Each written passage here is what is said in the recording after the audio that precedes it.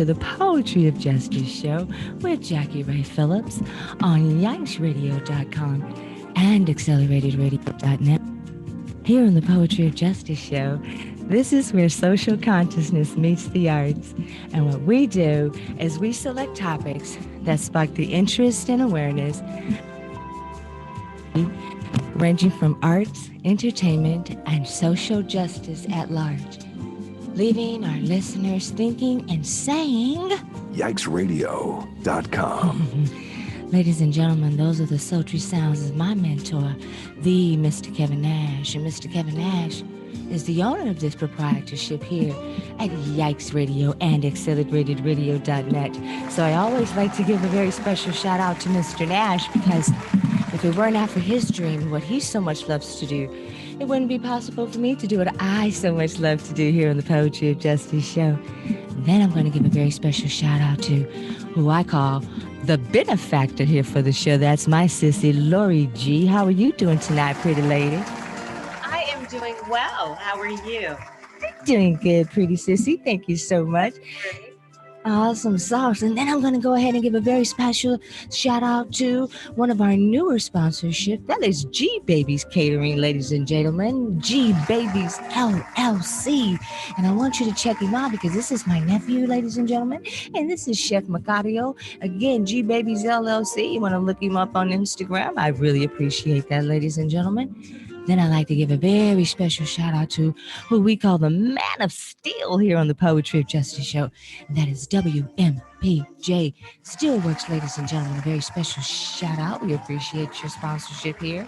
And then, ladies and gentlemen, we're going to tidy it up with a very special shout out to APS Muscle Cars, guys. And so this guy got some really exciting things going on. Like, let's say, for instance, if you want to, big fancy cars, you got some low riders, or maybe you want to do some customization of some hot rods and you need somebody to do some custom builds, this is the guy you want to check out. Again, that is Memo, M-E-M-O, with APS Muscle Cars, ladies and gentlemen. So thank you all so very much for joining us here tonight on the Poetry of Justice show with JackieRay Phillips on YikesRadio.com and AcceleratedRadio.net. How you guys doing tonight? I'm good. You doing good? Yeah. How you doing tonight, sir? What about you, Queen? You doing good? Yeah. Looking good, smelling good. Everybody doing good. That's a good thing. Lori G. How you doing tonight, Lori G? I am doing well. Very excited for tonight's show. All right. Too. Guess what, guys? I'm just my mic is on some tripping stuff, guys. Let's fix it. Hold on, Rashid, gonna fix it. Rashid, what's wrong with you, baby? Take it away. You're out of here, buddy. Beat it. Like Michael Jackson. Beat it. My mind right. As my daddy used to say, y'all. Okay, then we gotta get our Facebook together. Now we can get it together. Now we get it together. And it's okay. I miss some of my people. So much going on, guys. There we go. Bingo. Thank you so much, Rashid. I appreciate it. Thank you. How are you doing tonight? I don't even know how I'm gonna introduce you. I just don't know, so many different facets of you. Like, I've been watching your Instagram grow by leaps and bounds, in my opinion, particularly over the last, like you're saying, last year to 18 months. And I think the thing that is most exciting for me as a follower and a fan of your work is I love one of your slogans when you say, ain't making no noise. Yeah. You know what I mean? Yeah. Humble hustle. What does that mean to you? Humble hustle. Yeah. Not being flamboyant or boisterous, not trying to downplay anybody else's accomplishments or achievements, just staying in my lane and being me and doing what I do. I like that so much. So, ladies and gentlemen, I have Mr. Derrick Thomas in the house, aka The Real Fatz. How you doing? I'm blessed. Yes, you are. Yes, you are. And you guys, I appreciate you having me. I appreciate you. Me too. This has been long overdue. I've just been so excited and nervous all day, all weekend. You know what I mean? But we're here now, Lori. What you think? How you doing, sissy? I'm doing great. Like I said, so excited to to talk with Fatz. This is an honor and a privilege. So it's going to be a great discussion. Likewise, I appreciate the opportunity. Hey, Lori G, I'm gonna let you take some time with Mr. Derrick Thomas. You want to go ahead and get started on some things? Because I know you've been doing a lot on the technical side of things. So I'm going to toss the ball to you for a little bit, beautiful. Well, Derrick, in our pre-interview, I coined you as a Renaissance man, right? Because you have so many things that are going on, and it's just amazing. I don't know where you get all that energy from to be so very engaged. But one thing I usually kind of like to start at the beginning, growing up, and kind of take us chronologically forward. But I think this time I want to reverse it a little bit, maybe flip it upside down. And I'd like to maybe start our discussion about your latest project, which you talk with me about the cannabis business and Yeah, how you got engaged in that, and share with us a little bit about that. Oh, yeah. I originally had my own dispensary in 2009 when I first moved to Northern California, Sacramento. During that time, it was a lot different. You had a lot of federal agents that were coming to the dispensary checking your books. You couldn't have employees; they had to be considered as volunteers, and it was just a big hassle in the beginning. So I kind of, after about maybe a couple of years, I let it go, and now I have my foot back in it a little bit. I'm working with a company called Colas. They have me as a cannabis specialist, and it's one of the biggest dispensaries in Sacramento, 7 stores. We do delivery, we do curbside service. Um, and it's a $1 billion business. I was reading some information the other day that said that right now the cannabis industry is around a 17 to $20 billion a year business. In around 2025, it should be a $30 billion business. And Absolutely. they give 5% back to the community. That's mandatory that you give 5% back to the community. They give jobs to all walks of life, black, white, Asian, gay, straight, disabled, even during Corona time, they were still hiring. They put you, when you first start, you have to go to a university for 6 days and get trained. And you actually get a certificate from the state of California that says you are a cannabis specialist. That you, that when the person walks in there and say, hey, I have, because it's not about just smoking weed. It's about healing people. Mm-hmm. You know what I mean? You have Nice. cancer patients that come in there. You have tinctures. You have Mm-hmm. different things besides flour that helps people, get through the day. They don't want to use the traditional ibuprofens and use things that are, eating their liver up and eating your stomach up and stuff like that. Mm-hmm. They want to go on a natural route. So these are the things that you get trained in when you become a cannabis specialist. That way, when somebody walks in, you can explain to them that, hey, this is what you need for a backache, Yes. or if you have arthritis, or you have actual flower marijuana that's nothing but CBD. You know what I mean? There's nothing but healing agents. There's no THC in it at all. Wow. Yeah, so I wanted to get back in it because I like the fact that we are making a difference in people's lives every day. You are helping people. You know, Mhm. yeah. So that's what made me get back into it. Yeah. Everybody's saying hey to you already on Facebook. Hey, what's up, everybody? Floss the Balls, the fabulous G Lit. Floss, where you at, man? No, Pull I'm up. on WIA. Right, pull up, man. I'm sorry about. Yeah. What do you think, Rashid, about the cannabis business? Where are you at on that spectrum? Man, I do partake in cannabis every now and again. I'm not a frequent flyer. Right. As Wiz Khalifa would like to say, I'm not a frequent flyer, Mm-hmm. but I dabble here and there. Any kind of business sometimes with the CBD,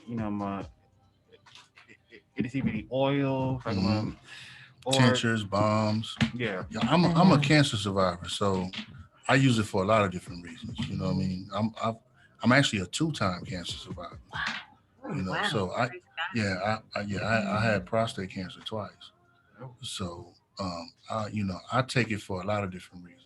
Even though as a youngster, I started for a whole totally different reason. But as I got older, and now since we are really learning about what cannabis really does, how it really helps and heals people, and by me going to this university and learning, what terps are and what tinctures are and bombs and what they do, I mean, it's really helping people, man. Because the pharmaceutical company, you know, you might take a pill for one thing, but it's gonna give you these 3 or 4 different side I effects. know. You And know, goodness knows what's happened to the liver. my mom she has epilepsy, so she Mhm. takes a medicine for epilepsy, but this same medication is eating her liver and her kidney. You know what I Yeah, mean? exactly. Mhm. That's what a lot of the side effects of the pharmaceutical, prescribed medication can be. Where they actually have side effects where it affects the kidneys because I have lupus. All right, all right, Myself, and sometimes the actual um, um, uh, cannabis helps stops certain electrical shocks exactly. Mhm. that that'll sometimes course through my It's a face. medicine. It's Yeah. it's definitely a medicine. I know. If it's used properly and you have the proper information and you understand what to get for what your particular issue is, it's definitely going to help No. you. You know what I mean? I concur. Yeah. But do you have any idea? I mean, any input with regard to cannabis and the revolution? I want to It ask you is. I do think that cannabis is definitely it's revolutionizing a whole new industry, right? And there are some conspiracy theories that Western medicine doesn't want us to grow that natural side of healing, as you said, that has so many healing properties. And I'm just curious, Derrick. I was doing some research and I read how it was becoming very difficult for individuals, specifically people of color, to gain a license to have a dispensary, and that those lines were being drawn between minority businesses and big corporations. Did you have any difficulty or challenges in that way? Yeah, definitely. Hmm. There's a company right now called Core in Northern California, where I live at now. It's a black lady, and she's actually in the process right now. She's done everything legally that she needs to do to acquire a dispensary. She found the right location because it has to be the proper zone. It can't be by a school, apartment buildings. Hmm. And so most of them are in industrial areas. She's done everything that she needs to do to acquire a dispensary, and the state of California still won't get her one. But you Mm, have a lot of people of different nationalities. Armenians, Hmm. a lot of Armenians, a lot of Caucasians. That have dispensaries, and they don't have that now. The flip side of it is there's only so many dispensaries that you can have in one place because of the zoning. mhm, So they open it up at a certain point every year. Right now, it's supposed to be 10 in Northern California. I don't know about LA because LA is a bigger market. But in Northern California, there's 10 openings right now for people to get dispensaries. And she's the only black woman trying to get a dispensary. And they won't. They're giving her the worst price. She created her own university like everybody else. She's bringing people in, training them, teaching them what cannabis is about, making them cannabis specialists. She's done everything that she needs to do, and she's having the worst time trying to get a dispensary. So That is horrible. it is. It is. Typical, but horrible. Yeah. Yeah, but that's She's still fighting for it. she's still fighting. I actually when I left Sacramento yesterday, she was on the radio speaking about that. Yeah. She's fighting, and I hope Okay. I support her. The people that I work with are Armenians. I mean, I support everybody that's doing it. Right. But I support my people. I think doors should be open for us as well because, like my brother that's here with me right now, Corvain, that was released from prison by Donald Trump. That's his brother. Okay. He was, and you have companies like Farmer and the Felon. That's a cannabis company. Farmer and the Felon and the what was the project Last called? Prisoner Project. Last Prisoner Project. And Mhm. they released his brother. What was that? The last day of Trump's Last presidency. 5 minutes, while Trump was going through his own impeachment, his own thing, he managed to, black people from South Central Los Angeles don't get pardons. Hmm. That's not even nothing people bank on in the legalities of the Right. case. Right. So for a blessing like that to come down after doing 9 years of being life for marijuana. Right. They give him life for marijuana. Life without. Life without. Life without. For marijuana? That's insane. For marijuana. That's what I was just going to ask about. Was like, you've probably seen him on the news. I'm definitely going to have him up here for you guys too. Yeah. That's insane. But so he can tell his own story. But yeah, it was all trees. How does the legalization of weed now impact those who are incarcerated and had sentences due to? And that's some of the questions that need to be answered. But what do you do with a guy like his brother or other guys who are sitting in jail right now with 20, 30, 40 years for marijuana? Mm-hmm. Nothing violent, just marijuana. What do you do with them now? Because marijuana is legal now. Exactly. So you do.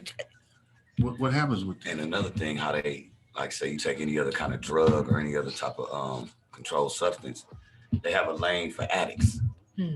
There's nothing of, he just uses it. Like how if you're on opioids, you can get Prop 36 they used to have and stuff like that because you're addicted to it. Right. You can play, I just use it. Marijuana doesn't have that lane. It's criminal, no gray area. It's a Schedule 1, Level 1 drug. The federal government, see, it's only legal statewide. The feds still don't recognize it as legal. Right? Now they had a law that passed around November, and it's getting there. Okay. Now the flip side is the feds take the money from the dispensaries. That's what I'm saying. Because we still pay taxes and everything. They take the money, but they'll still take you to jail for it. And it's a Schedule 1 drug, which means it's considered the same as heroin. So you can basically call it a judgment call. Right. Because if one institution recognizes it and another one does it, but they're both authoritative institutions, there is a way to solve this. It's just a judgment call. Because if different states can choose to say, you know what, we ain't gonna do this to our people. But if you go outside those lines, you're still subject to a lot. Okay, we from California. The reason why Arizona really had to change their law because Arizona, Vegas, it's a triangle of travelers. Money is in the touring. All these California people are going to jail for marijuana because our lifestyle, we can rock. Right, for sure. So it's a judgment call type of thing at this point because as we've seen, look how fast they got the opioid addiction. They go straight to the victims. Right. Because that's not our problem in our community. Because it became a problem in their community. Right. And they got all these new laws to protect them. And then what they think even the first responders have certain drugs to like hurry up and get them back to life. But what about us? You know what I'm saying? Exactly. They always playing a dirty code game on us though. But the thing that I think is so amazing for us as a people is that for those of us who find a way to squiggle through or rise above the madness, you know what I'm saying? And then once we do that, what do you think about that? I mean, we're the kings and queens. You can't, I always tell people all the time, if 400 years of slavery couldn't get rid of us, there's no other race on this planet that could survive 400 years of slavery and still thrive the way we're thriving. I know. You know what I mean? So, I feel like whatever we go through, it's everything is a blessing or a lesson. Some things are both. Right. You know what I mean? We go through them because the Creator wants us to go through that to create you and make you be the person or who you're supposed to be. Right. And to help people coming along that's going to go through, with me and the cancer, I feel like I didn't have a problem with going through it. I didn't even really speak about it to a lot of people because I just felt in my heart that wasn't my final call. Right. You feel me? I do. I just felt like that this was another thing that I have to go through. So when somebody else is going through it, I can help them get through it because that's what we really put here for, is to help each other as human beings. You know what I'm saying? I do. So and I took it in stride and now I run into people and, they might say, well, hey, I got cancer, and they might feel like it's a death sentence. And I'm like, man, you're going to be all right. You can say that confidently. They're like, no, I don't know if I'm going to be all right. I'm telling you, you're going to be all right because I've been through it. Yeah. And when you tell them that, it's like, for real? And to help somebody get through something like that, that's better than money to me. I know, right? You know what I'm saying? You can help somebody and change their life and see that smile on their faces. That's when you know it's all right. What's up, boss man? How you doing, boss man? We doing good, Lord. Look at here. Oh my How everybody doing? What's up, boss? How you doing? How y'all doing? Good. What's How going you on? doing? You being good? No, he ain't being good. He's being floss the boss. That's what he doing. Yeah. Okay, so look at here. The cannabis business, we were talking about it, Flossie. Just real quick, what is your opinion on individuals who are still serving time for selling weed? You know what I'm saying? And then now we have cannabis that has been legalized. What do you think about that? Out on that, Mhm. especially on the federal level, because that's where everybody got really, that's where most people got messed up on that federal level. You know what I'm saying? Right. So yeah, all that should be retroactive. You know what I'm saying? Right. For real. Yeah. Can it not be done that way, Derrick? Because it does not recognized by the federal government yet in terms of the legalization. Does that make a because difference? the federal government, like I said, they take the money, but they still don't recognize it. It's still considered a Schedule I drug. Right. It's the same as heroin. That's crazy. Yeah. So, and they're not. I know, right? I read something the other day, and I don't know if this is exact numbers, but it said that there are around 40,000 people in California who are in prison for marijuana. His brother was one of them. 40,000 people. So can you imagine them having to let 40,000 people out of jail? That's their money. Yeah, that's their money. That's Right. all they money. Right. And then telling 40,000 people, oops. Because you got to pay them. Yeah. For all that time. Basically. Huh? George Floyd family, Minnesota, they gave his family $27 million. He did. Right, because the cop is going through trial right now for that, for killing George. So my thing is, okay, if the state has already paid his family $27 million, then he should be guaranteed a conviction. Because that means that the state has already said you did something wrong. Right, right. You know what I'm saying? $27 million can't bring George Floyd back. No. But you definitely should never touch the streets again. You think they will? What do you guys think? No way. They box it up in so much different dialogue. Because then they can just go on and mask the whole crime and call it what? Civil. Right. Yeah. What about that insurgent situation? You know what I'm saying? Right, the insurgents. You see what I'm saying? What their treatment, in terms of how they've been treated in the law, do we think that there's any disparity there? The insurgent thing showed me white privilege on a whole nother level, because there is, if I'm not mistaken, there is a shoot to kill order if you walk up on those stairs. Right. That's what it's supposed to be. There's a shoot to kill order if you walk up on those stairs like that.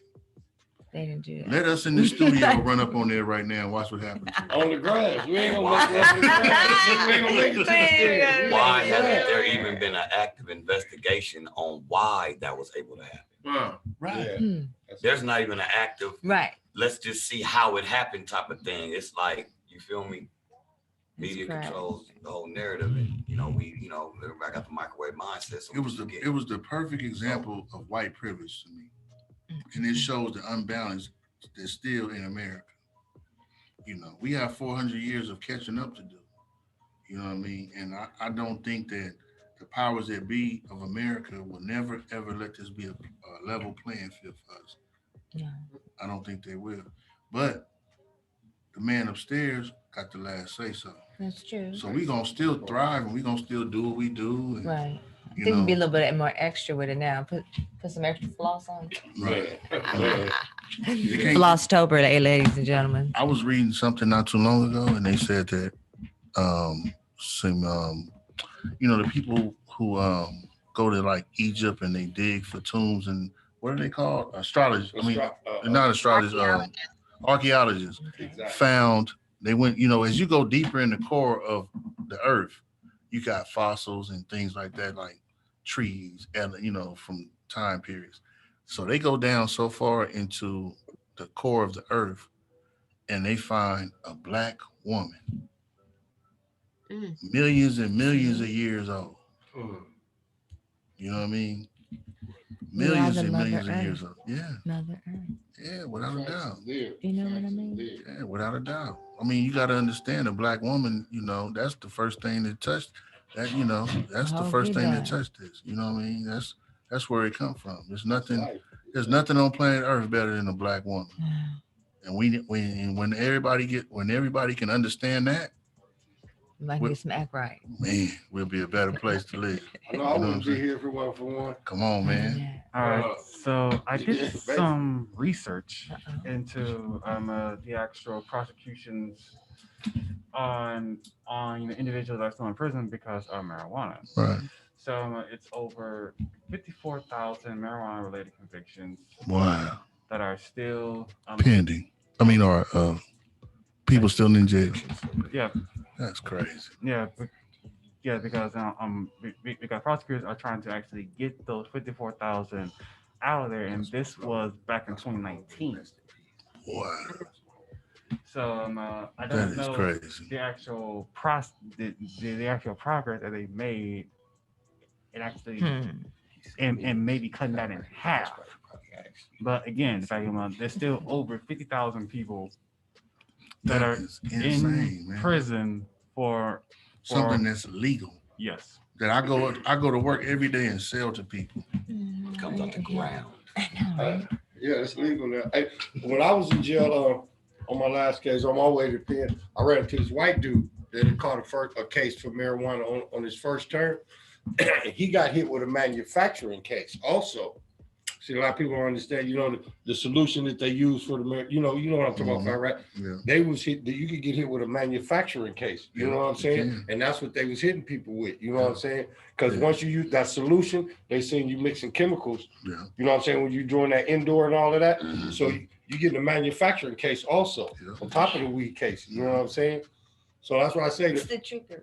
Huh? That's some trickery. And that's the playing field that a lot of people didn't know that. law. Yeah, a lot of people didn't know that. That's when it comes going to in the early stages.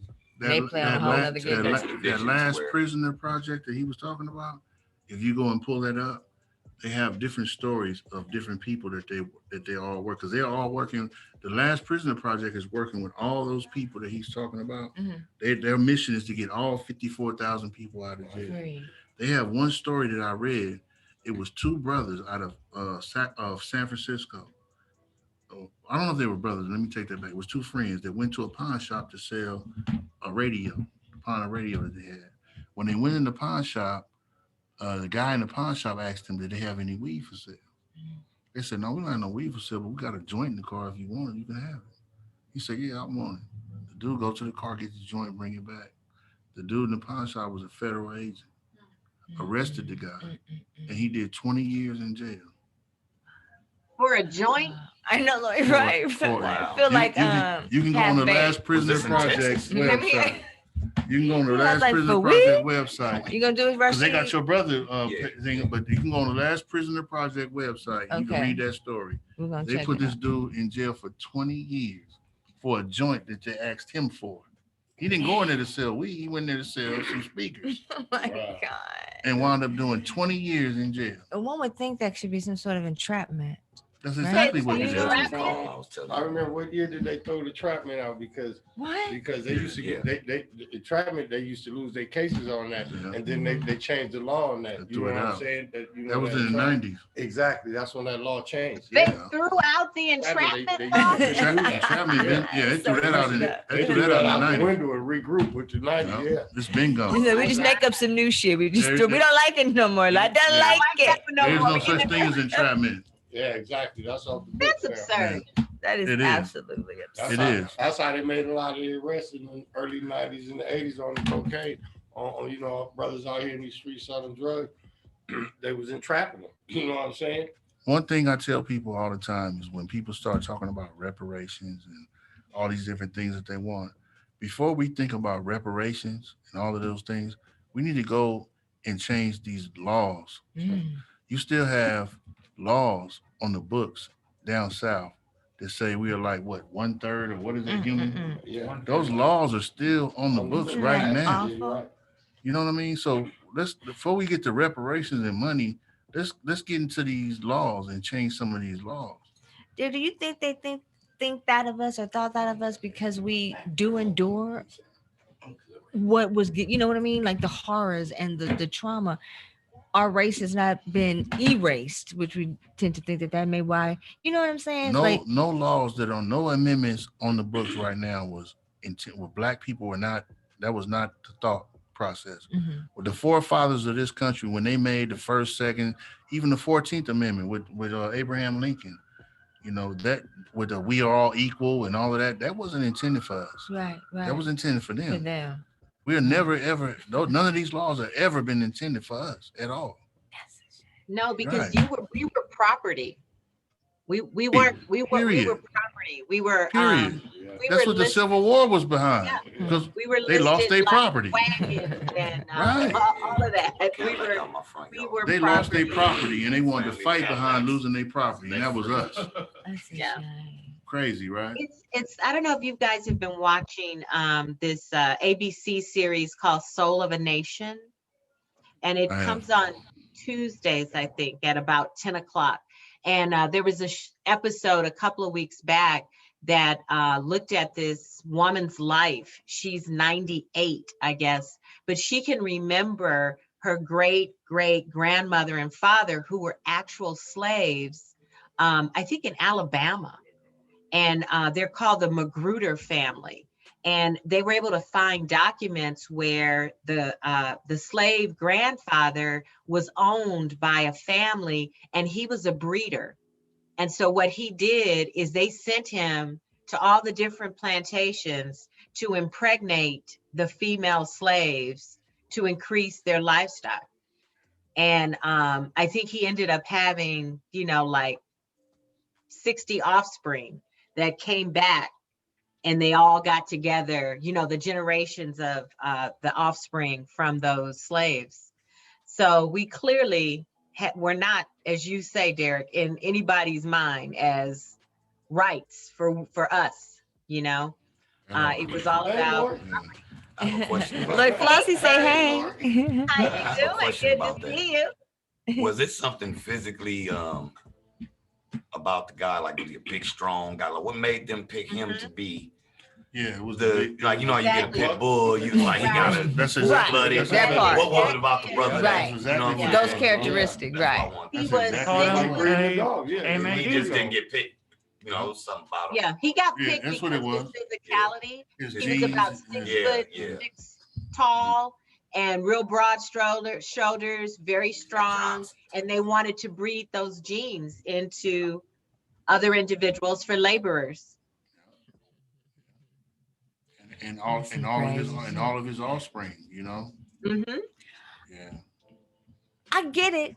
Was he charismatic? I'm just thinking like the tragic mulatto part. I mean, some of those things are really still real. You know what I'm trying to say? It's still going on to this day. It really kind of is. Yeah, It so really kinda is. the presidency of Donald Trump showed everybody. Cause see, black folks got too comfortable when Obama got in office. guess We was so. like, oh, it's changed and everything's different. And then Trump came along, everybody like, oh no, everything It's just is so still not. the same. Like, don't get it twisted. Yeah, don't get it twisted. You know what I'm My saying? God.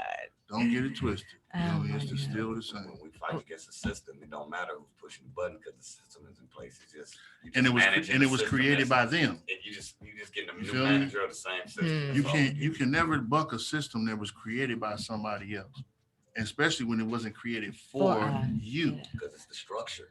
Right. It ain't the person. The You know what I structure's mean? fucked up. You know what I'm saying? Abraham Lincoln freed the slaves only because of one reason, because he was losing the war Mhm. against the Confederates. It wasn't, yeah. So he freed the slaves, and that gave him 200,000, 300,000 more people to fight. You see what I'm saying? Mhm. And then when he turned around and said, hey, I want black people to vote, that's when John Wilkes Booth, they said he told him this the last speech he gonna ever give. You want them to vote too? That's 38 on it. You had already freed him. Now you want him to vote Put too? that long nose on. Yeah, hey, you won't never see him no more. Oh my God. Could you That's when I imagine? come into life, yeah. That's such a solemn thing. Isn't It it? is. So But guess what? History. Even though all of that went on, we still thriving. I know, huh? That's Man, so true. we some beautiful people, We man. are. If I die and come back, please make me black. For real. Please make me black. Right.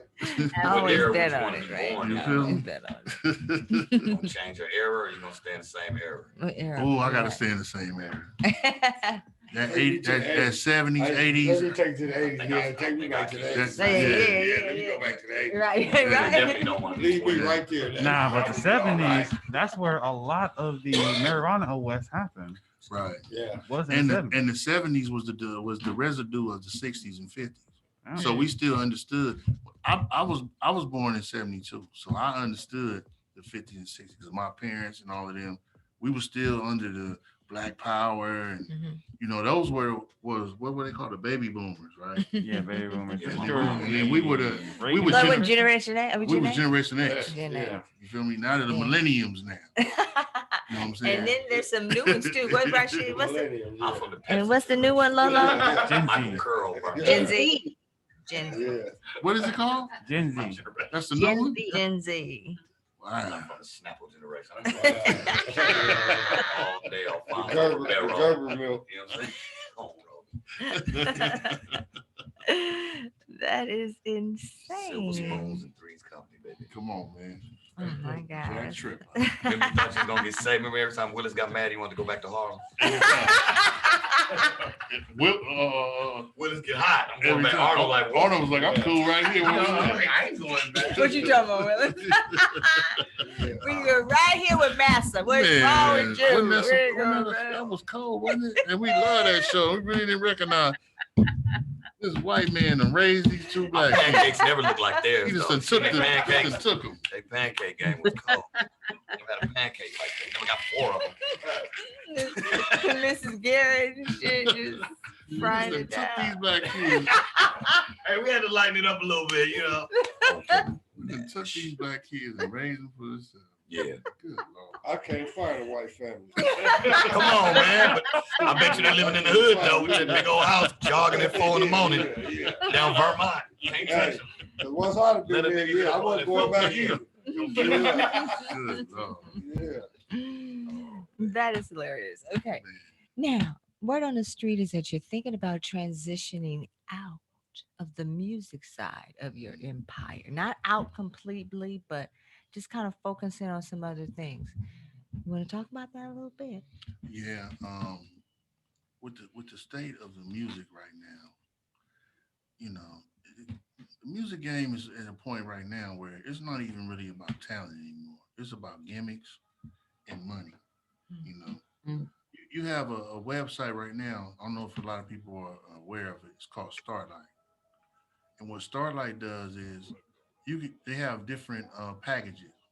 They got the campaign package, these different packages where you can pay them this amount of money. They're gonna promote your songs for you, put you where you need to be, get your interviews everywhere you need to go. It don't matter if you got talent or whatever, and you out there. So you can pretty much pay your way into the rap game right now. You know what I mean? Wow. What you think about that, Rashid?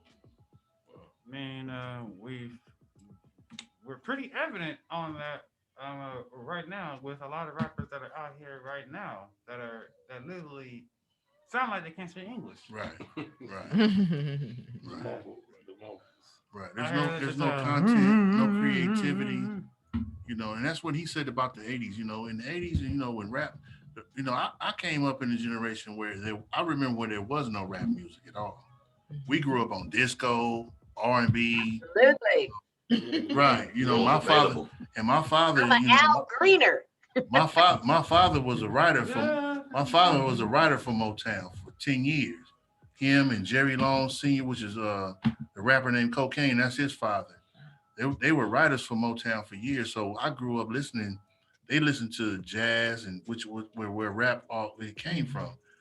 Jazz and blues. Miles Davis, Lena Horne, those type of things. So I grew up on this type of music even before rap ever came along. I remember when rap started. So, for it to come from where we came up from, because hip hop was a culture. It was a way of living. It was a lifestyle.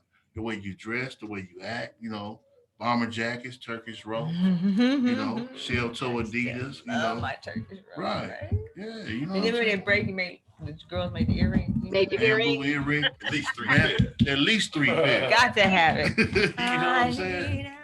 And to see it get to a point now where you don't have to have, rap was basically like poetry. It was the same thing. And to see it get to a point now where you don't have to have any talent at all. You can just, come up with a gimmick, a cool little dance, say the same thing over and over again. And just buy your way. Right. So me and my partner right here, my boy Bowlegs, we say, you know what?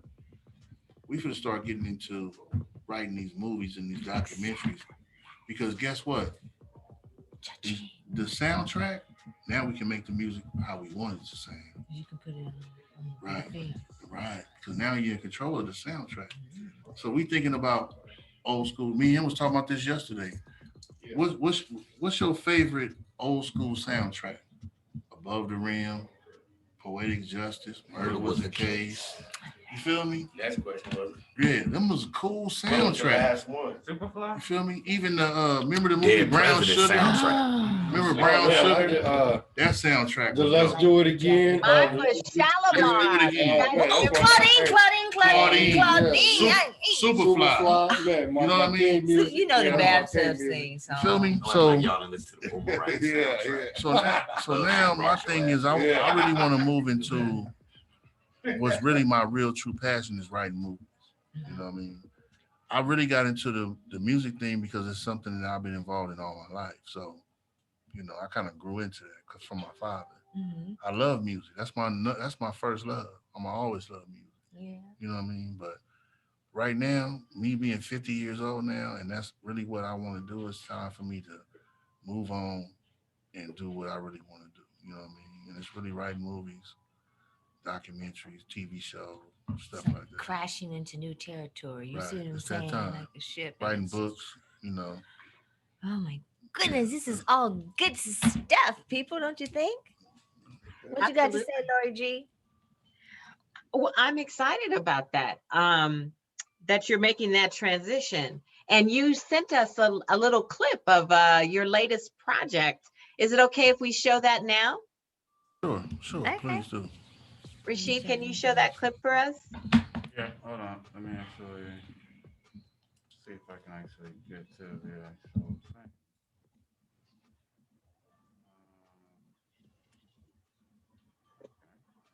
I'm good too biggity, Rashid. Remember last time? Yeah, because for some reason. Oh, I can do this. This is it right here, guys. Do you need me to send it again, Rashid? Nah, I had the clip here. I had it ready to go. But for some reason, it's not letting me share it on the. Well, while y'all doing that, I'll let my partner right here. This is Bowlegs. Okay. And he's with Empire. He's the guy who's actually producing and writing the documentary that I'm in. It's called Welcome to LA, Music and Gang Banging. And what I'm gonna let him tell you what it's more about. Okay. Here you go, Legs. I'm Bowlegs with Stick Gang the Movement. Larger Than Life is the label. I call him. I call the OG Cubone. I had an idea. And the idea was to bring the West together. So to bring the West together, I had to go with some real ones to the street. Not the younger generation, I had to go to the older generation. I was born and raised here. I went to Horseman, I went to Crenshaw. I'm like, man, it's too much talent in the West. It's not enough notoriety. Then we got Bloods and Crips. I'm like, why are they still fighting? Well, we just can't get money. So I said, we're gonna put this together, but I'm going to get some real ones. Not saying nobody else ain't real, but the ones I know to tell their story. Meaning, been looked down on in California for years because of gangbanging. Well, it's a culture that we can't take back. So instead of everybody looking at gang members as just animals and just killers, it was time for them to tell their story. Because it ain't like they just get up to go kill. So I said, let's sit down and do this. So me and my guy, he was like, let's go. So I've been on the freeway for the last 3 months, from Sac to here to, I moved to the Central Coast. Okay. So I stay on the freeway because I want to get this done, because I feel if the West, meaning Bloods and Crips, can come together with the talent, can't nobody mess with it. Right. It's too much talent in California itself, but they pick and choose who they're gonna let in. When I started music, I said, I'm not doing it in LA. I went to the Bay. Better too much reception. politics. Right. They've been living hood rich for the longest. So I started out there like 90. I was going back and forth. I said, when the day come, I'll mess with LA. It's too much politics though. I mean, y'all know it's too much politics. How many you know that rap and ain't got put on yet? Go to the Bay. Everybody put on some type of way. It's real dope rappers. Exactly. Never been put on.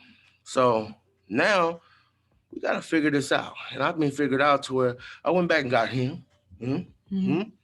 All them affiliated with this music stuff. So they called some homies that said, hold on, let's see what this is about. It went from me, one part documentary. I dropped my promo at 6:30 in the morning. I hadn't been asleep none that night. I dropped my promo, went to sleep. I woke up. He had called me like 5 times. He was like, ladies, they calling me. I said, well, what's up? He was like, everybody, a lot of folks want to get home. Said, that's good. So it went from a 1 part to a 4 part. Wow. I was planning on dropping it by summer. It's getting bigger and bigger. Like, it's like the Blob. Remember? Yeah. You just keep rolling and just keep taking it. Remember, you just take more and more. And just gulps you in. It just took off because you got so many cats on the street that haven't had a platform or a place where they can, speak. Because we keep seeing the same people, and it's cool. It's nothing against, the Dub C's or the MCHs or the whoever. We get it. Y'all are real ones too, but it's other people out here, the lost ones that need a turn. They need their turn. They got something to say too. Yeah. You know what I'm saying? So that's what it's really about, is just giving them a chance to say, what made me feel like I needed to join a gang, and what was my purpose? Because everybody, it's not about killing up people and all that. It's never been about that. These are just people who are, our mamas know each other. We all friends. You know what I mean? We were kids who all went to church together. You know what I'm saying? But so we are civilized people. You know what I'm saying? Yes, but everybody's stories is different. Everybody's stories is different. This a man right here. This dude has been shot 3 or 4 different occasions. No way. You know what I'm saying? God. Why he can't tell his story? Why he can't tell his story? We're going to come back and tell your story. Yeah. We're going to come back and tell the story. Yeah, you know what I'm saying? Because and he's definitely somebody that you want to talk to. Yeah, without a doubt. It's and on my behalf, I ain't never banged because it just wasn't up my alley. I look like running from somebody, for one. But it's like now music is too easy to do. It's no art into it. None. So the art is gone. So it's like no content. Exactly. So I said I'm producing this album myself. I don't want nobody send me no music. You want to be a part of it, we're gonna sit down and talk. Because I don't want nobody taking direction. I'm going back to where we started. We started from sampling. From day one. Go back. Remember, nobody liked us for that. All right, I got it. I got something. Nobody liked us. Remember that? So a lot of people. Exactly. So I said, this album right here gonna stand away from everything they didn't put out the last few years, because I went and got some real ones that could rap. And all right, so here's the actual video from Stick Game the Movement. This is your promo video. Here you go.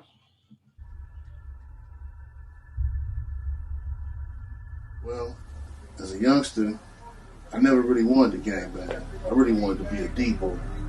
I was more intrigued by the dope dealers. The cars, the clothes, the jewelry. Some people.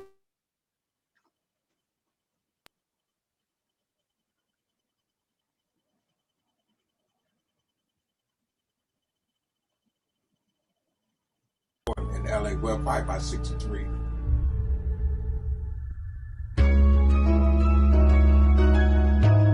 Stick Gang in the West. gang, bitch.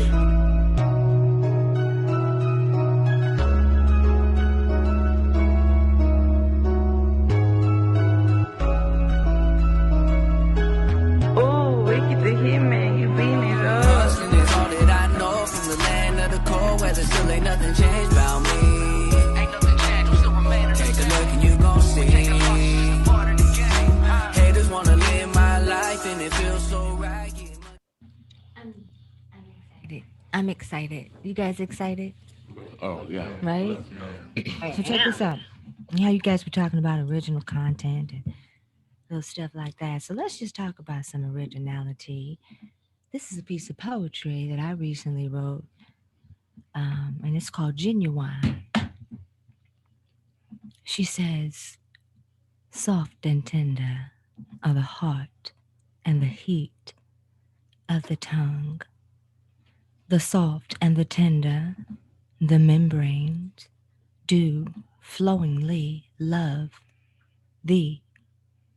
An excursion of my mind, dedicated until the end of all time. The science of my mind meditates onto the membranes of my soul. Exciting are the energies of the love flowing strong through and with synchronized passions. The exotic, the erotic experience of inner peace, everlasting and forever, closer and closer to love's bright lights, amplified every time. It's genuine. The poetess reigns. Nice. That was like some Cherry McMillan. I just drank some water. Right. Cold winter night. You feel me?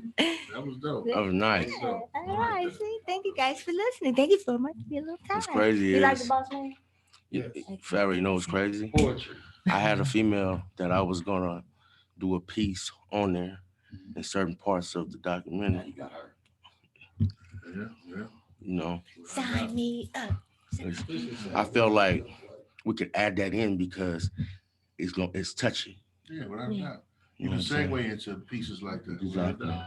I've only got about 42 of them. So. That's what's up. That's cool. This is the new book that I should be working on.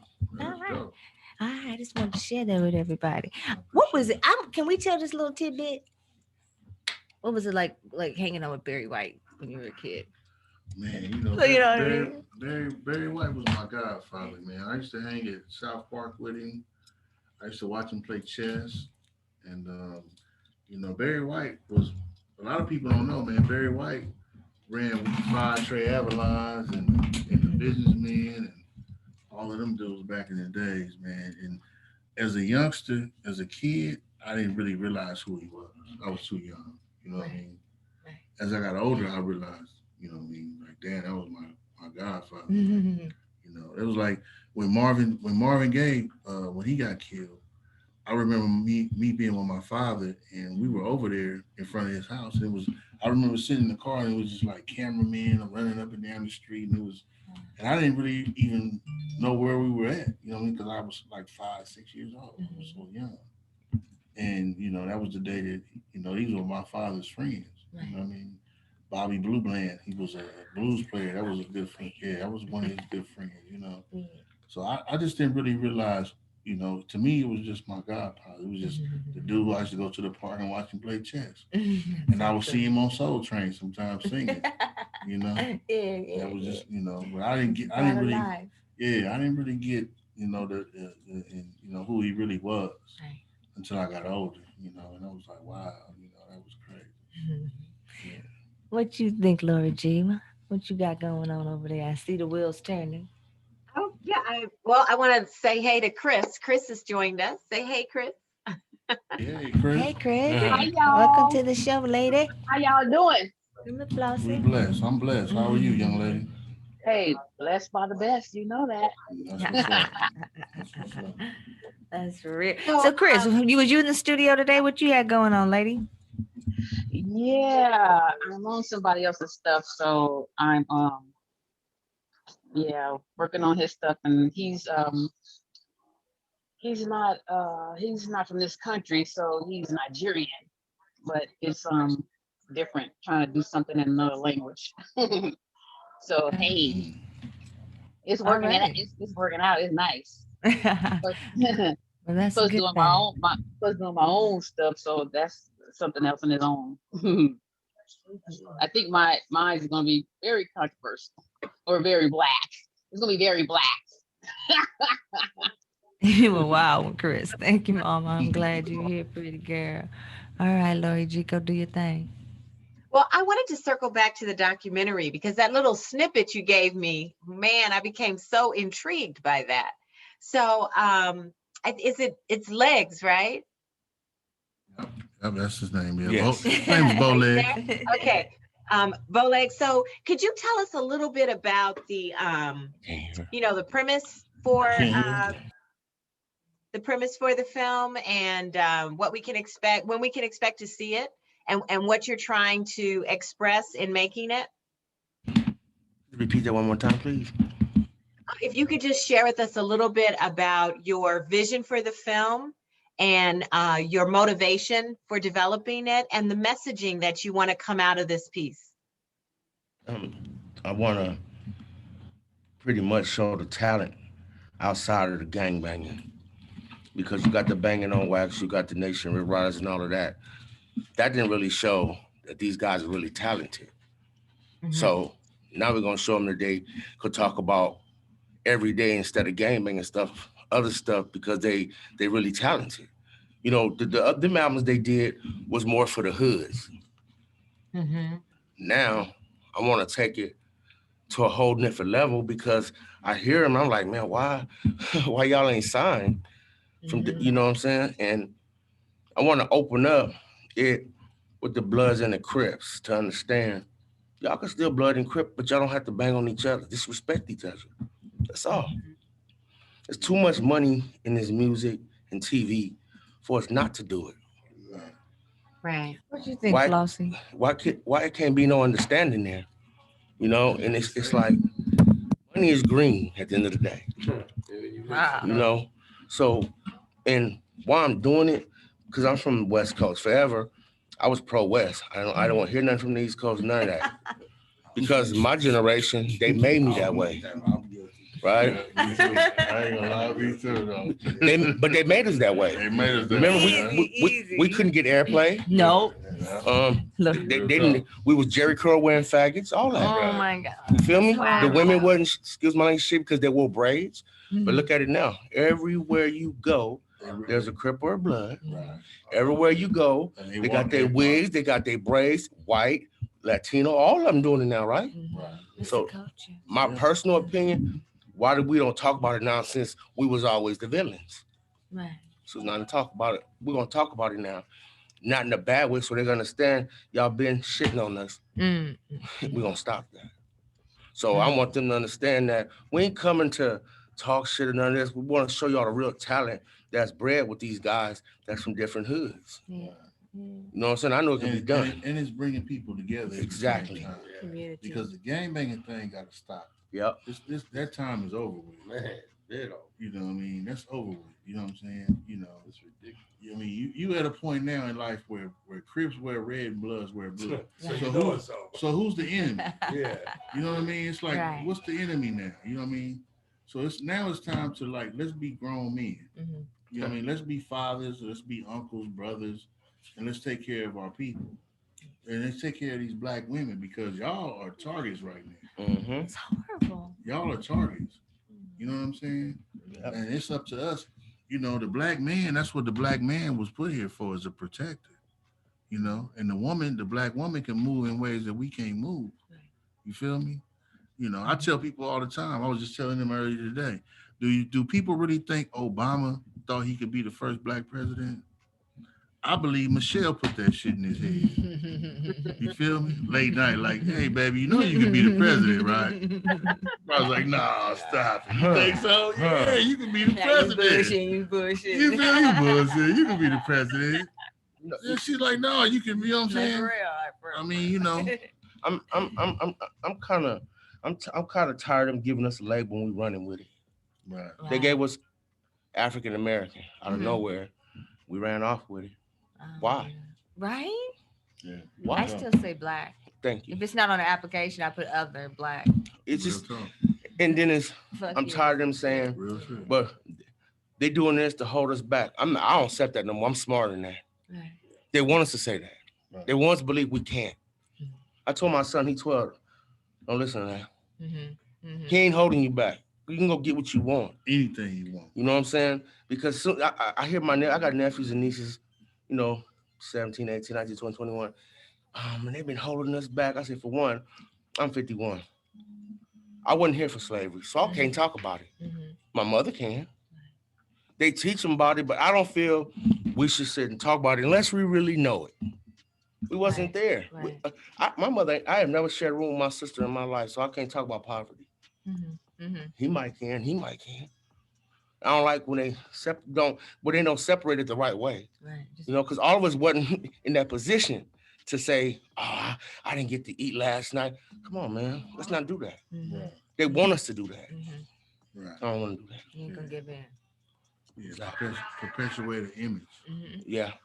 When you got successful Black people out here, and when we do have successful Black people, our own people got to stop hating on that. Exactly. It's not they acting funny. It's not they acting whatever. If a person works and gets to a certain position in life, you have to respect that. Right. Give him a hand. You don't know what he went through. Applaud him. You know what I'm saying? That position in life. Yep. It don't mean he a sellout. He forgot where he came from or whatever. And even if he did, it still don't matter because it's still showing somebody else that's coming along that it can be done. Right. Because it's not about us, it's about the kids. Yep. You feel me? And even a legacy. Yeah, and we got to show them that it's hope out here. Yep. We can't let our kids feel like it's hopeless because then we depended on them to take care of us when we old. And that's that Gen Z. You feel me? What I'm saying? And if they don't have the foundation. Come on, man. Because they messing these kids up, man. I was just telling the kids last night, I said, you know what fuck y'all up? They put this weed out here for y'all that tastes good. That's why y'all sprung. Those kind of kids. I'm guilty. I'm sprung. No, think about it. We grew up with seeds. Yeah, exactly. Right? They had it. We had some cool. Smoking weed back exactly. Then. Everybody was smoking it like that. And now, and it's like they ran off and they don't know how to act. No. They got edibles. They got all kind of shit. Yeah. I said y'all done took. We have a little mini coma. Then they say, "Well, I can't smoke out of this because I need." Man, y'all taking the fun out of this shit. Stop. Come on. Man. But no, I just want at the end of the day when we drop this, it opens up the eyes to everybody that they wasn't just doing it because it's not scripted.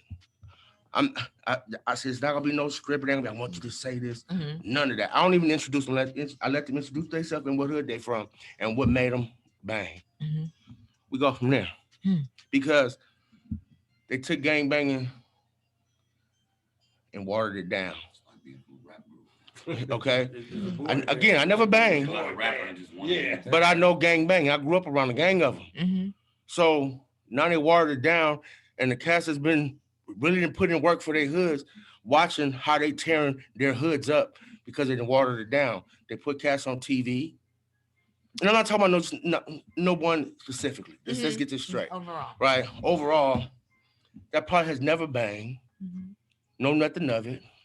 So they make these movies. My opinion, say you make a movie about the Bloods and the Crips. Go get them. Get some real Bloods and Crips off the streets and do it. Stop making this guy don't know nothing about it. You have to.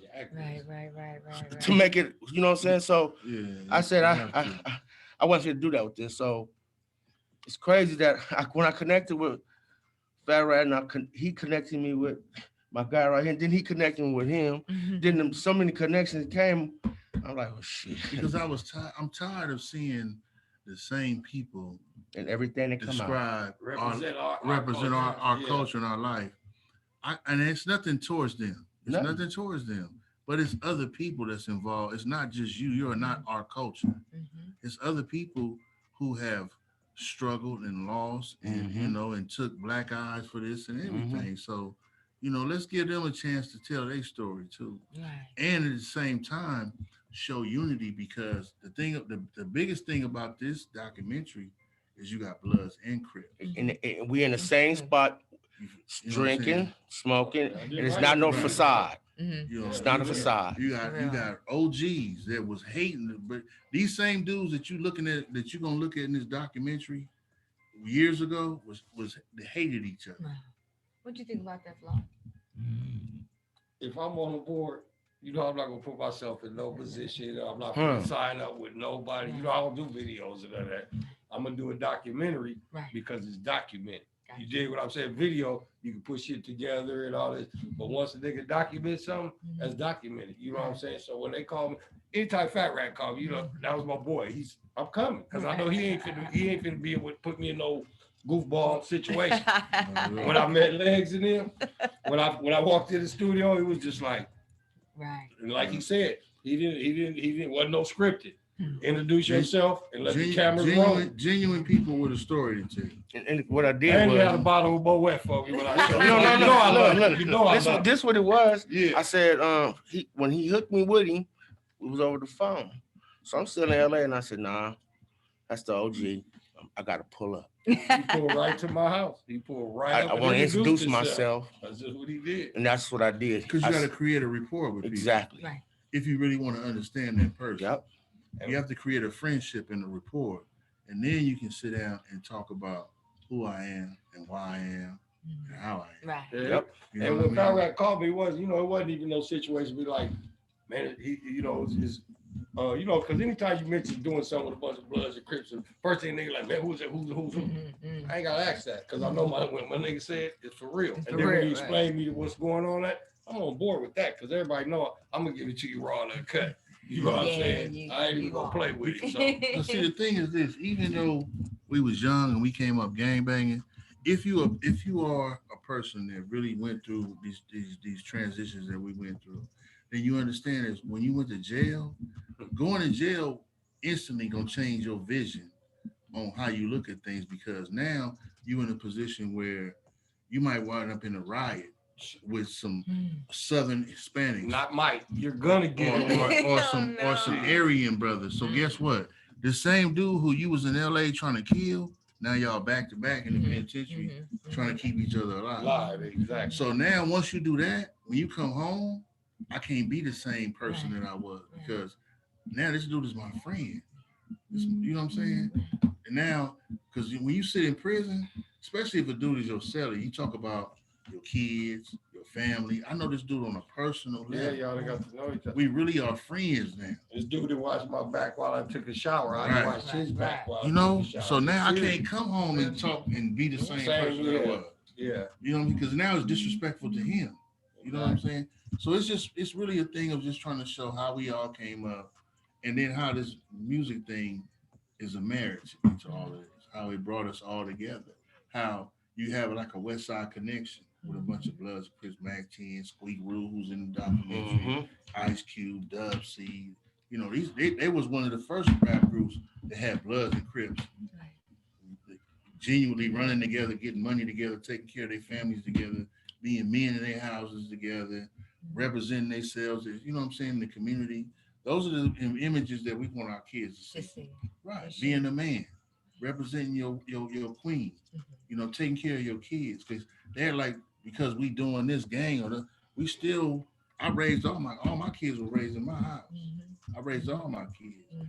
I've been in prison and things like that, but I raised my kids. You know what I'm saying? I was a father to my kids. So, you know, everybody's not an animal or a monster, and you know, and we had other dreams and ambitions and things just like anybody else. You know.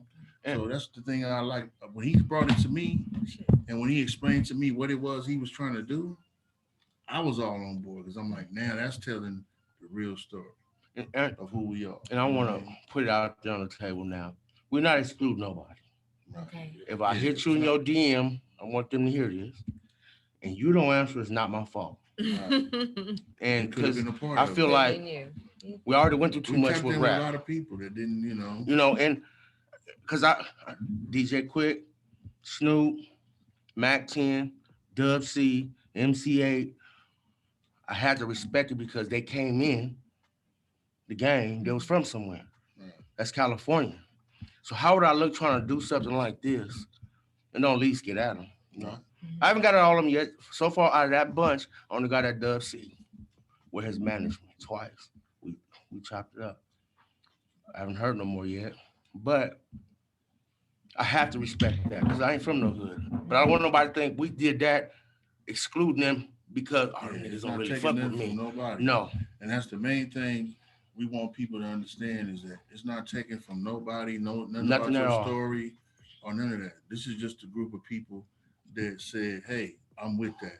Yeah. You know what I'm saying? And that's what it is. Because at the end of the day in California, once you started banging, they call you, you're supposed to come. Supposed to tell TV, I'm gonna sit this shit down for a minute. I gotta see what they talking about. Right. We didn't put you from no hood, you did that yourself.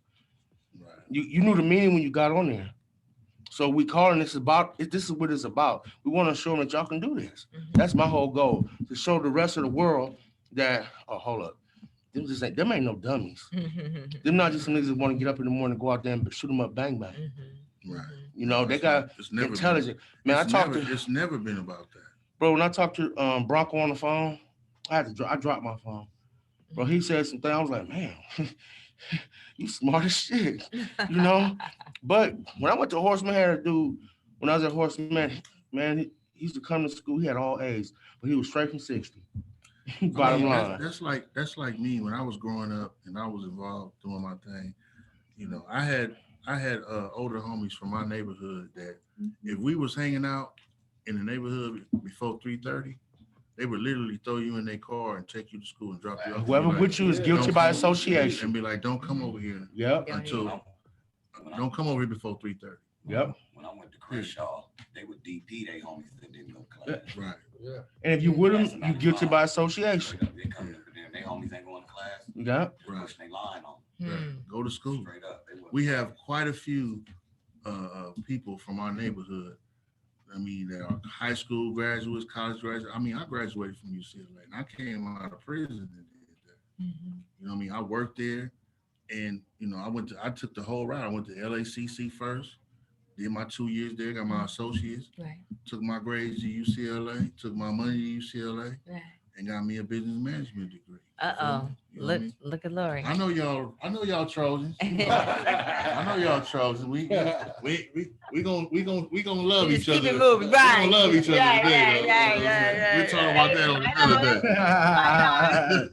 day. It's all about them Bruins over here, though. Oh, here you go. Look at Chris. OJ Marcus Allen.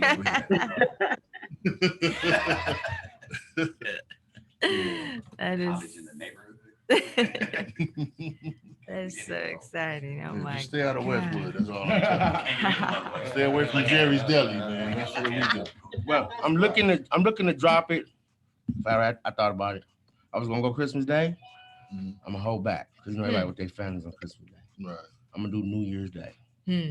That's a good time. That's a great day. Yeah, that's a good time. What you think?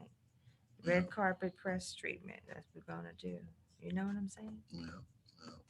So in putting this project together, what has been the most inspirational experience you've encountered in your process so far? For me, it's just seeing the different people from different areas of Los Angeles who are willing to be involved and tell their stories and give you a insight on who they are, why they are the person that they are. And, and the thing that brings us all together from all these different areas is the music. Mm-hmm. That to me, that's the biggest thing. That was the savior. That was the savior for a lot of people, because it was an outlet. It was an avenue to go do something productive that you love to do, that's gonna impact people and inspire, and because like I said, those times when we came up, music was poetry. Yes, it was.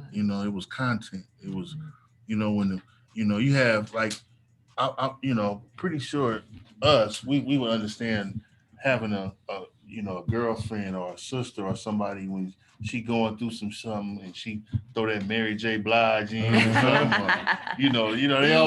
They always got them songs. You know what I'm saying? My sister threw that Babyface Tender Lover album. Like, damn, she went to side too. She must be really going through it. Shit. They'll talk to you through them songs, man. You know what I'm saying? She mad at you and you get in the car and she throw a certain song on. You're like, here we go. Here we go. My sister was Jagged Edge. Jagged Edge.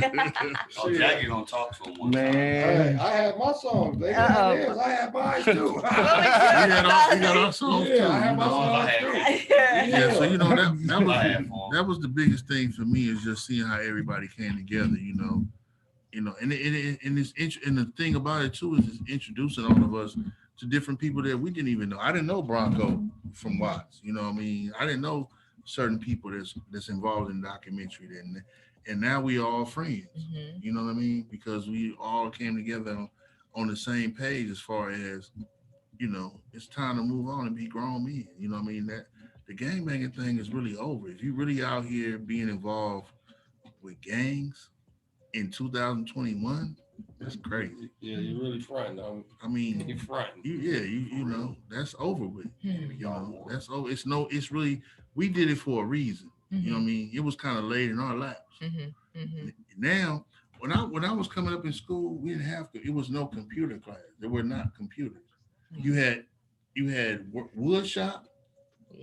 What was that? A home ec. You know what I'm saying? Something like or typing class. Right. You know what I'm saying? Right. You know what I mean? You have options as a young person. You can go on the internet. You have options. When I was a kid, you had to go to school and get a work permit. And you can only work like 20, 25 hours a week. The minimum wage was $3.35. I know, right? You know what I'm saying? That was my little Newberry job. I made $3.35. You know what I'm saying? Newberry, Woolworth. Right? Woolworth and all that. I sat up one night on my couch high one night tripping. I just thought, I was like, what if the social media and all that shit would have been when gangbanging back in the day when we started? I don't think it would. Where would that? It would have died. Because you remember back then, you would have got beat up taking a picture of a nigga on the block in the hood. Yeah, you would have got beat up trying to take a picture of a nigga back then. We didn't take pictures. Yeah, you'd have got beat up. You didn't take pictures. And I know that to be true because one of my homies, rest in peace, he was now never everybody taking pictures. I tried to take a picture in his casket. Unless it was a funeral. The picture didn't even come out. Damn, they got him. That's a real story. Tripped me out.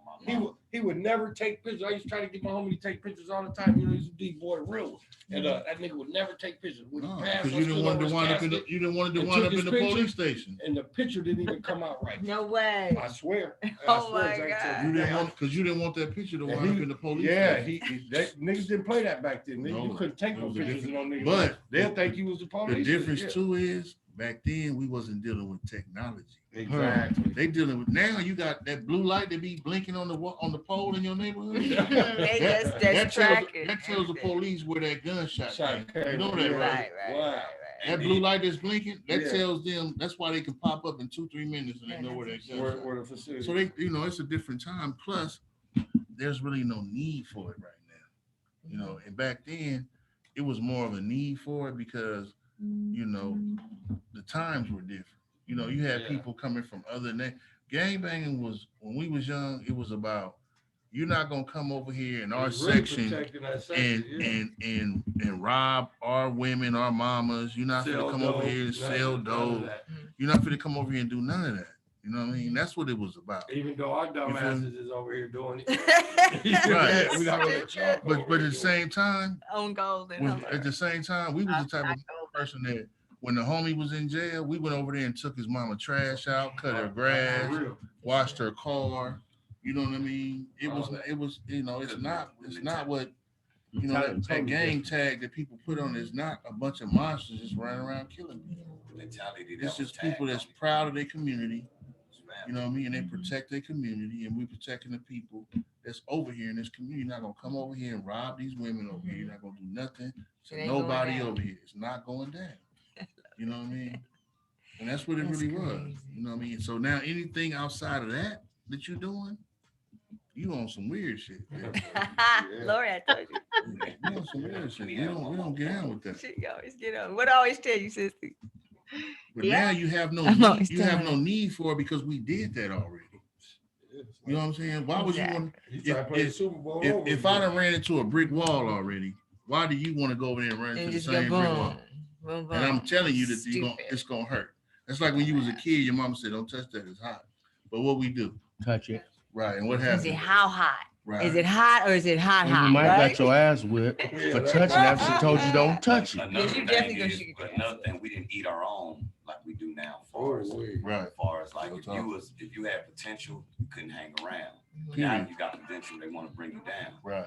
And the last point of it is now brothers recycle other brothers' lifestyles in man years, meaning you got compensated registered informants that are placed in certain areas of the community to specifically flip other niggas to get years and time and indicted and from within, and the government pay these niggas so much money. It's more money in being snitch. They give you 30,000, 20 to 30,000 off the top. Well, last time you see a crackhead, just to sign up and say, I'm going to be an informant for you. Then they give you anywhere from $3,000 to $5,000 for every person that you take down. You're right, because they paid the guy that got me. They paid him $35,100 and sent it to Denver, Colorado. Yeah. And it's tax free. Tax free. They don't sign no W4. You just here's your money, just go. They don't sign no W4 for this. And everybody make sure you got some man years money in a allotted time of months that our agreement is. Huggy Bear. Mass incarceration. Right. And it's fine. Big business. And they're so garbage. When I got out, I went in the liquor store. They sent them in the store right behind us after me and my crime got out. And they was parked in the cut across the street. And then when you go to jail, I don't know about down here, but in Sacramento, I went to jail in Sacramento, right? You know, the jumpsuit, the t-shirt, drawers, the shoes, you know who name was on everything in that jailhouse? Bob Barker. The price is right. That's what Bob Barker did with his money. Jackets, the jean coats, the everything that you wear in jail says Bob Barker. Is Gucci. That's his brand. That's what he do. So the price was. That's what he do. Bob Barker. Come on down. Wow. That's what Bob did with his money. He invested in private prisons. Yeah. You know what I'm saying? Do they allow black people to invest in that? At the level of the game? Probably not. They ain't even letting us do the little week card. They don't let us, you know how that is. I just be a guy. No, there's no, I don't know of any black folks that, and first of all, I don't know why you would want to own that. If you do, you know what I'm saying? Why would you want to be a part of that? You know what I'm saying? Because, if anything, it should be about rehabilitation, because incarcerating somebody does not make him a better person in society. It actually makes him a worse person. It makes him more of an animal because you put him behind a cage. Right. Money is the revolving door. Yeah. But that's what they want him to do. They want him to keep coming back. Yeah. Because it's money. How can we make a difference in that? Just by leading by example. Mm-hmm. We got to change it. Start with us. It starts with us. We got to lead by example. The people that people look up to, you have to hold yourself to a higher standard. Right. You know what I mean? The kids is looking up to you, when you know that these kids and these people are looking up to you. You gotta lead them in the right direction. You gotta lead them in the right direction because it's your fault because they look up to you. The reason why we are the people that we are right now is because of the people that we admired when we were kids. Right. The reason why Flossie is who he is, because Flossie looked up to somebody when he was a little kid. Right. And it made him become who he was. Kato, Leg, all of us. Right. You know what I mean? So what example are we gonna set? Because at the end of the day, it's not about us no more. We grown. It's about the kids. We got to stop talking about us and start talking about what really matters. And hold each other accountable. And hold each other accountable. That's what they don't do no more. Social media messed everybody up. Wow. We don't have an opinion no more. I'm going to tell you what social media did.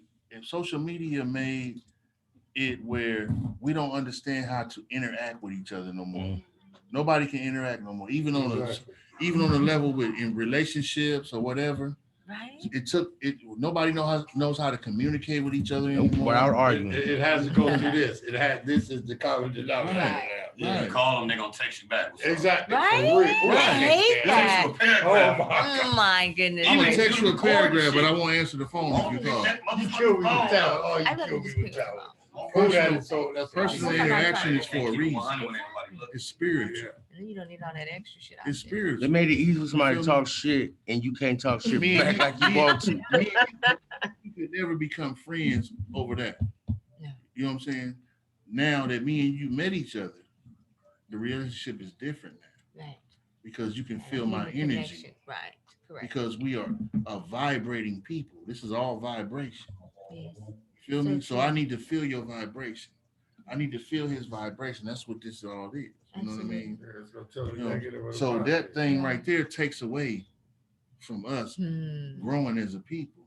That's a terrible thing. It's sad because you can't leave out the house without this now. And I'm gonna tell you something else about the cell phone, and I had to check myself on that. When we were kids coming up, we had beepers, right? Mm-hmm. And I'm gonna tell you the beauty of a beeper. We knew who everybody's phone number was. I was talking about that the other day. You go to jail. If you go to jail now, I don't know who nobody phone. Once I put your phone number in my phone, I never look at it again. And you call this person every day, go to jail tonight. You can't even I call don't that even know my person. kids' phone number by heart right now. Yeah, it's crazy. You know what I mean? That's But when you so had that true. beeper, you knew who That's so everybody's true. phone number I don't was. even know. Every smoker, everybody. Yeah. When you see the number, you're like, oh, here she goes. Yeah, exactly. Oh, this my mama.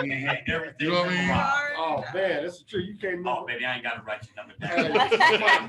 Man, for real, somebody. Oh yeah, you know what I'm saying? Yeah, I remember. I forgot. I think it was 2004. I went to the pen right before it was all started to It's a evolve. gift and a curse. And I remember my first time when I think we was having the church or whatever, and I went to jail and the memory from all the phone numbers started slipping away because I was too used to just hitting people's names. And I tripped in jail one day. It's like, damn, that's a trip.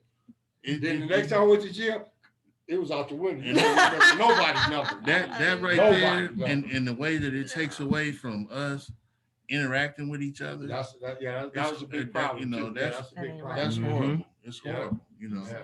I always tell my kids, you know, sit them phones down sometime and talk to each other. You know what I'm saying? Yeah. Because I have kids by different mothers, but I make sure that my kids, if you don't talk to me every day, make sure y'all talk to each other every day. At least, yes. You feel me? Because when I'm gone, y'all still gonna need each other. Exactly. You feel what I'm saying? You know what I mean? And that's important. And put that phone down.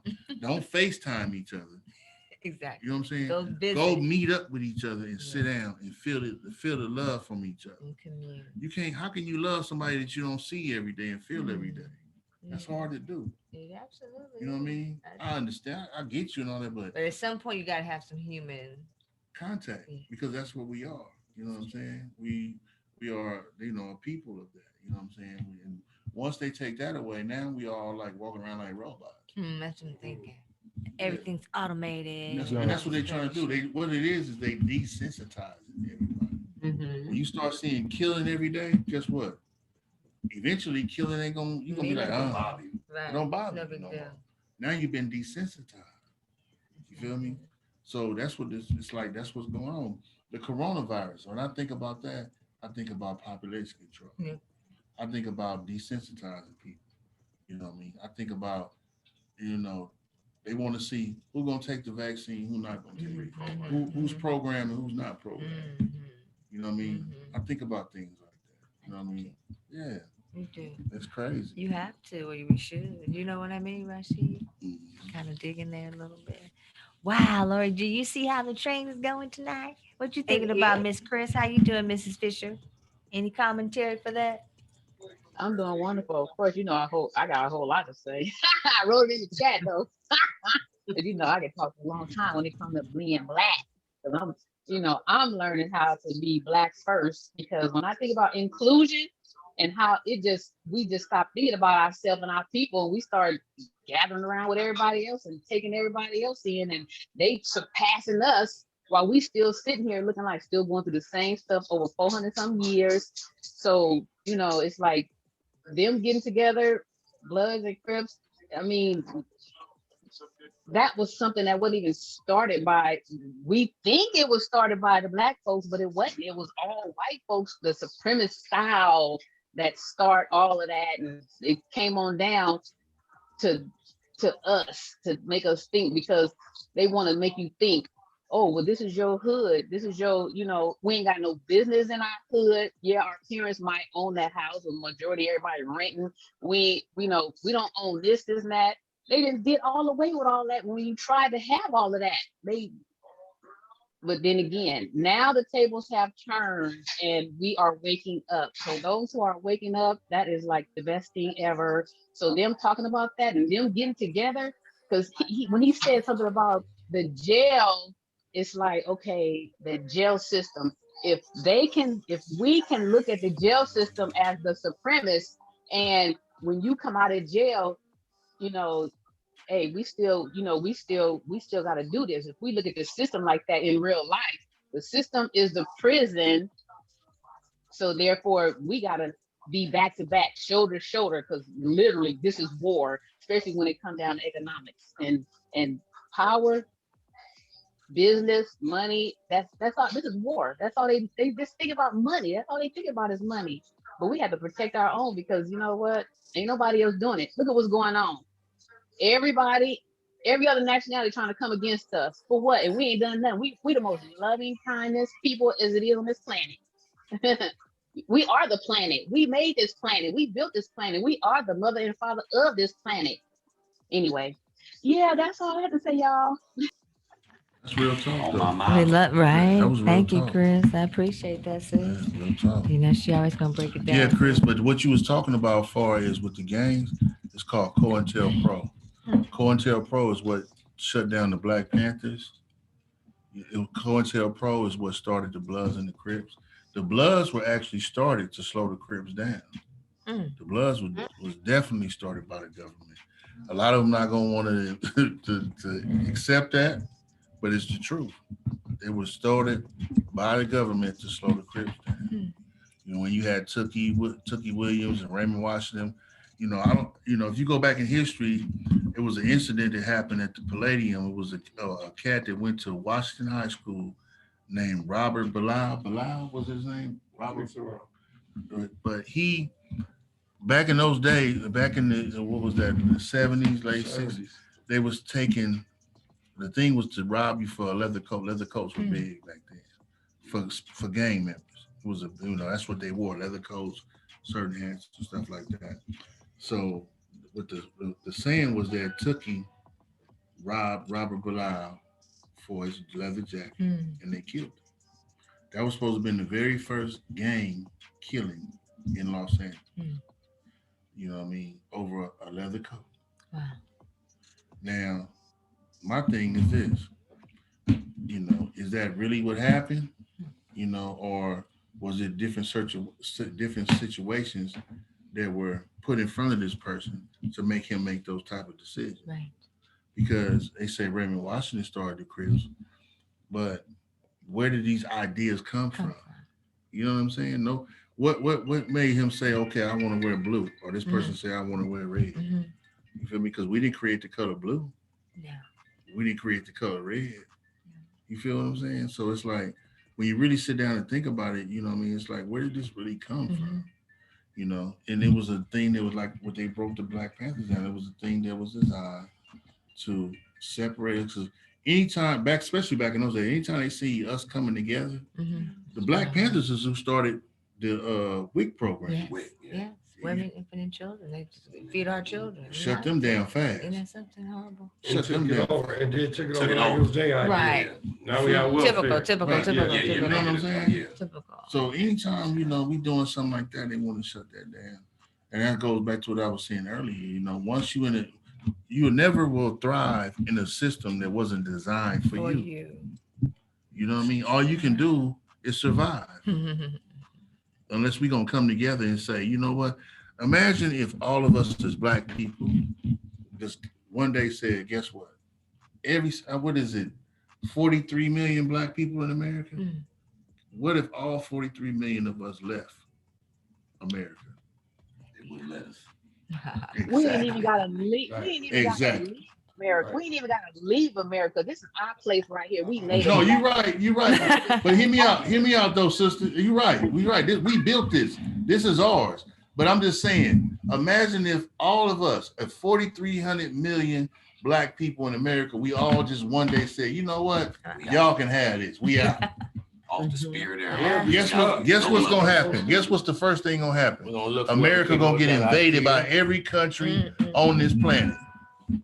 Every single country on this planet. And you're right. They would not let us leave, but we're not supposed to leave because our ancestors built this on this country on their back. They spilled blood to build this country.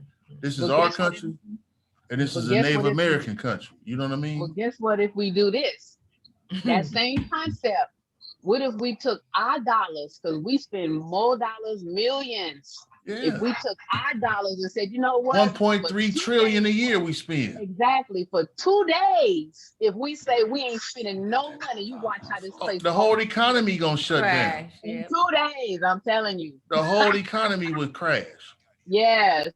But you can't stop these Black folks from buying Gucci first thing in the morning. You know what I'm saying? You know what I'm saying? It's some people out there that's gonna be like, you got me, man. Don't buy nothing like I'm gonna be at Walmart as soon as it open in the morning. You know what I mean? But yeah, if we came together like that, we powerful. Well, I think we're starting. We don't know. It's a capitalist country. People, I had a conversation with somebody about the vaccines and how they came up with a vaccine so fast. You know why they came up with a vaccine so fast? Because coronavirus, because somebody said, well, we still don't have a cure for HIV or cancer because coronavirus affected the economy. HIV didn't affect the economy. Right. The economy shut down behind coronavirus. So we got to do something fast because it's a capitalist country. If we're not spending money, this country can't move. Exactly. So they're gonna give you the little 1,400 here, 600 here, because they know what you're gonna do. You're gonna spend it right back with us. The Jew, they say the Jew called us liquid gold. Wow. As soon as you get that money. They say that in the Asian community, money stays in their community for 30 days before it goes out their community. In the Black community, it stays in our community for 30 minutes before we spend it with somebody else. How long it takes to charge your phone? We will never get nowhere doing nothing like that. What'd you say, Lori G? Navigate to the mall. I just said, wow. Yeah, it's crazy. It's crazy. So that is crazy. So I'm interested.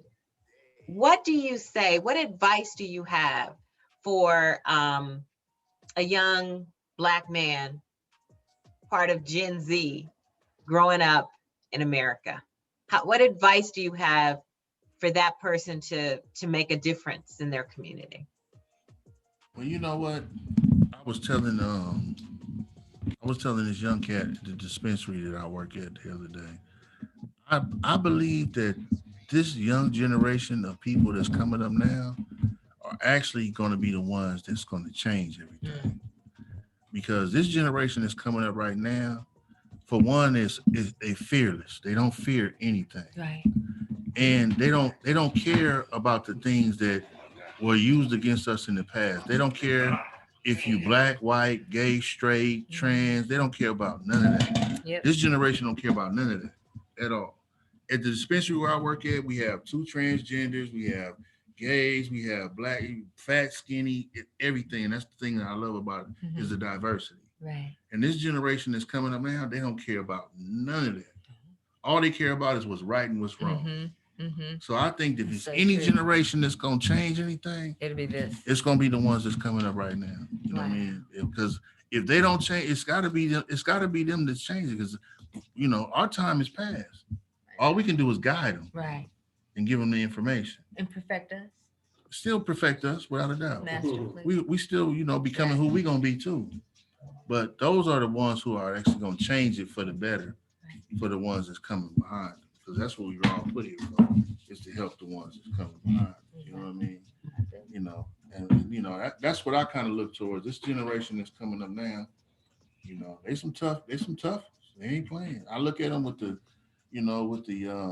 Black Lives Matter and the different little things that they do, and You know, this generation, they some tough kids. Yeah. They not playing. What you think, Flaw? As far as what I would tell the youngsters now. Yes, sir. Oh, yeah, I got a little story. It's a black nurse I know, right? And she told me one night they had a lot of shootings in the neighborhood.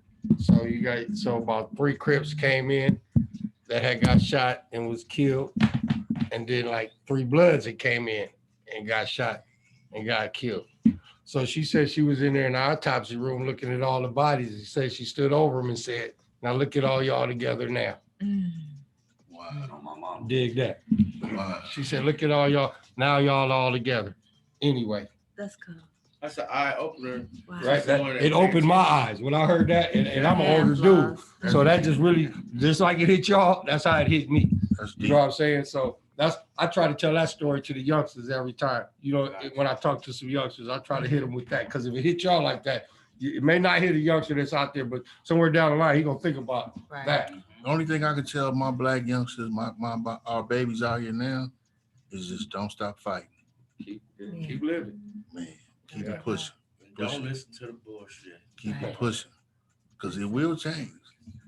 It has to. And everything evolves. Everything it's that changes. music, and it's the influences this rap.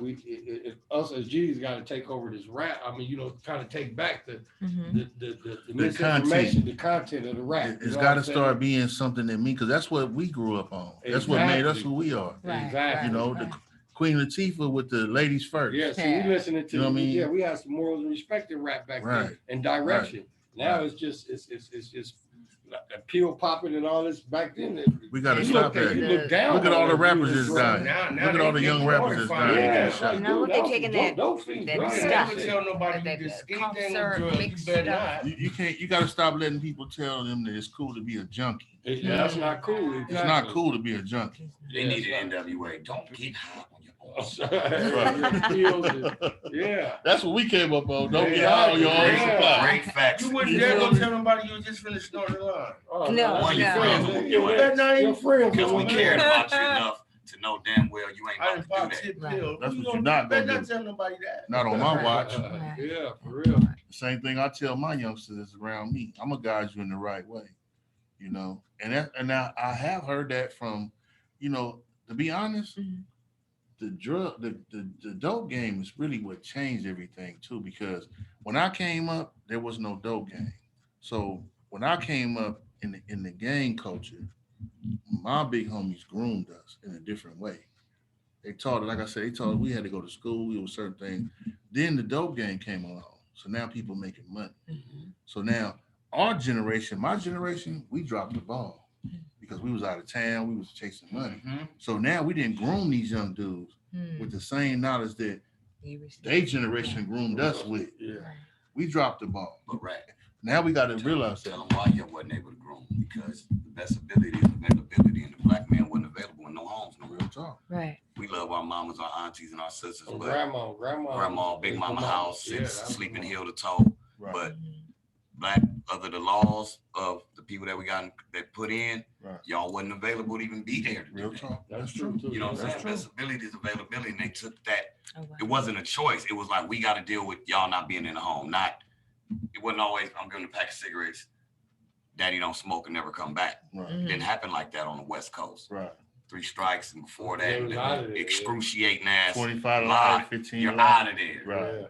So it was like, okay, you got these it went beautiful from rehabilitation breaking their neck to raise young men, and the only thing the young men got is they alternate daddy is the streets of music.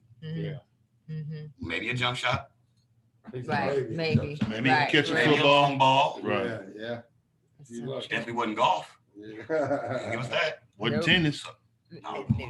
So it was like, you know, but that was a big thing because a person would look at this statement and think that it's a black woman mother bashing thing. No, it's impossible for certain things from the lady to give this little boy.